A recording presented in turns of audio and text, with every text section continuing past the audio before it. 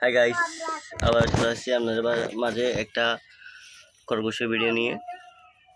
আজকে আপনাদের মাঝে যে ভিডিওটি নিয়ে এসেছি এটি হলো খরগোশ বাচ্চা দেওয়ার আগে কি কি করণীয়, কি কি লক্ষণ দেখা যায় ওইগুলো নিয়ে। খরগোশ কীভাবে তার বাচ্চাদের নিয়ে খরগোশ কীভাবে তাদের বাচ্চার জন্য ঘর বাঁধে ওই ভিডিওটা নিয়ে এসেছি আপনাদের জন্য।